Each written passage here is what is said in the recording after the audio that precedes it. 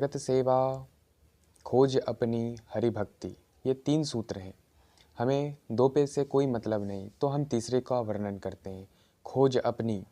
खोज अपनी यदि हम युवा कर लें कि हम कौन हैं, हम यहाँ क्यों आए हैं, हमारा यहाँ आने का प्रयोजन क्या है, तो हमारी सारी समस्याएं, सुख दुख, अन्य प्रकार की जितनी भी समस्याएं हैं वो समाप्त हो जाएंगी। यदि हमने अपने आप को खोज लिया, अभी तक हमने अपने आप को खोजा ही नहीं है, तभी हम छोटे छोटे समस्याओं में, जो कि उस व्यक्तित्व के लिए बहुत बड़ी समस्या लगती है, उसे बहुत बड़ी समस्या हो सकती है उसके लिए, परंतु यदि हमने अपने आप को खोज लिया तो वो हमारे लिए बहुत बड़ी समस्या नहीं होगी, वो हमारे लिए बहुत छोटी समस्या होगी।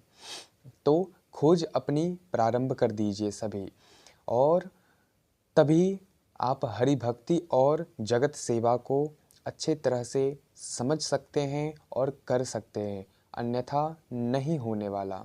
ये खोज अपनी किए बगैर नहीं होने वाला। इसलिए आप सबों से प्रार्थना है कि आप अपनी खोज करिए, नहीं तो सिकंदर की तरह सारे विश्व पे विजय पाने के बाद भी आपको रोना पड़ेगा, अंतिम क्षण भी रोना पड़ेगा, अंतिम क्षण भी आप सुखी नहीं हो पाएंगे। भले आप धन के पहाड़ पे हो, हमारा धन से विरोध नहीं है, परंतु केवल धन, सिकंदर तो पूरा विश्व पे विजय किया हुआ था ना, तो उसके साथ ऐसा क्यों हुआ? आप पढ़िए सिकंदर के बारे में, और ऐसे ऐसे बहुत सारे। सिकंदर कोई ग्रेट नहीं था, परंतु हम महान महापुरुषों के बारे में बता रहे हैं, पढ़िए। उनके पास कुछ नहीं था। हमारे भारत के जितने भी महापुरुष हैं उनके पास कुछ नहीं, बहुत ज़्यादा नहीं था, खाने तक के भी नहीं थे, मगर उनकी मस्ती बरकरार थी। उनको कोई दुखी नहीं कर सकता था। वो अपने आनंद से ओतप्रोत होके दूसरों को भी आनंद बांटते थे, और विवेकानंद और अलर्क, ध्रुव, प्रहलाद जैसे बड़े बड़े भागवतों को पैदा कर दिए।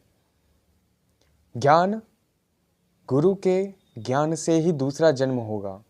पहला जन्म तो माँ के गर्भ से हो गया, परंतु दूसरा जन्म गुरु के ज्ञान से होगा। इसलिए अपनी खोज जारी रखिए, गुरु आपको खरा मिलेगा आपके हाथ पकड़ने के लिए, मगर अपनी खोज को रोकना मत मेरे प्यारे। इसी के साथ सभी को बहुत बहुत शुभकामनाएं, बहुत बहुत बधाई। जय श्री कृष्ण, जय सिया राम।